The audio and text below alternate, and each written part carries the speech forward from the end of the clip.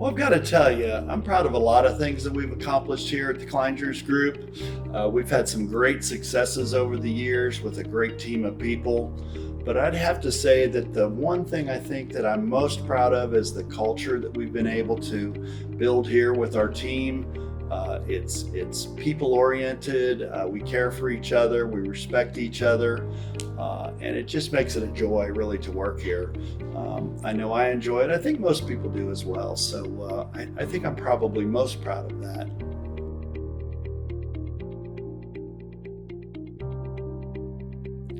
Well, I'd have to say that the most important risk that I took, I guess, in my life and for the business here was leaving a steady job in this industry and starting the business. Had a young wife and 5 young kids at home, and went home to visit my lovely wife and suggested that, you know what, I am thinking about quitting my job and starting my own company. And she was very supportive. She basically said okay, and things were good. The reasons for doing it, I was working at a similar place, and there was going to be some change, and it was a family business. The son was going to take over the business, and it was going to be different. And I thought something that I may not have an interest in. So I decided to, with some encouragement from a few friends who had gone into their own businesses, to strike out on my own, and was able to do so. And I'm very thankful for that.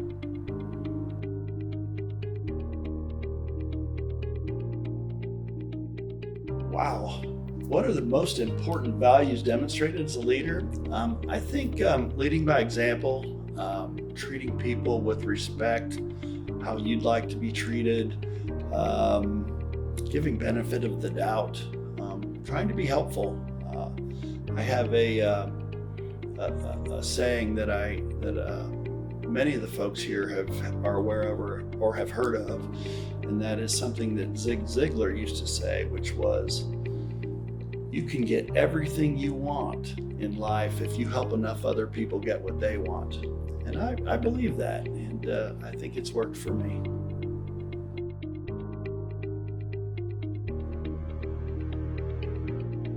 That is a difficult one. Leading through change it's tough. People generally don't like change. They get comfortable doing the things they're doing, and it's just it's a difficult thing sometimes, because I don't think people understand the reason for change, or why it is that we need to change, or how it's going to make their life better. I sometimes kind of default to the engineering approach of trying to educate and communicate with folks to help them understand how this is going to help them, help all of us actually, whatever that change may be, and with luck be able to motivate them to help us be successful in changing what we do. We can't stay the same. Change is inevitable, and we always need to embrace it, really.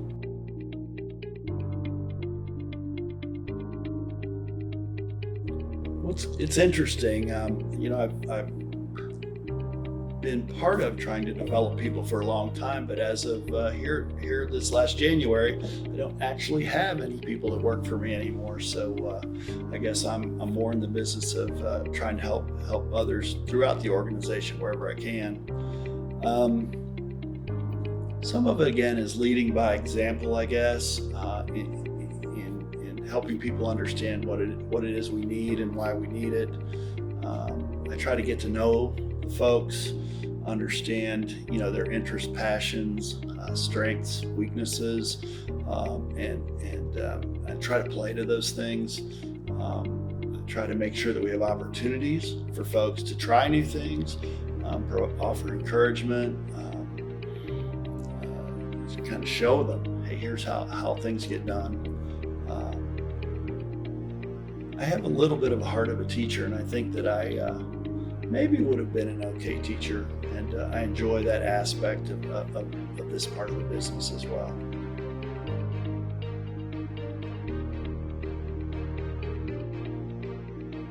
Well, I have been here with the Kleingers group for almost 30 years. Actually, a couple of weeks before our first day of being open on February the 8th, 1993. I'm actually employee number 5, though. We had 5 folks when we first opened the doors, and as it turned out, I was the 5th one on the payroll. So being employee number 5 is cool. What keeps me here?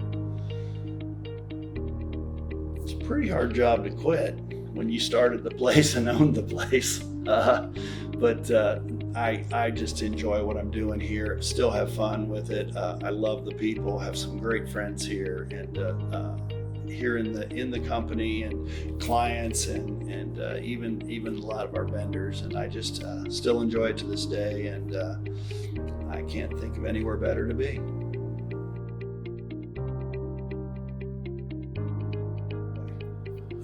I have probably several kind of surprising things, but maybe one of the most surprising for the folks that work here might be the fact that when we were assessed our Clifton Strength Finders test assessment here a year or so ago, they test for 34 strengths, I guess, profile strengths, and they rank them in order of first to last.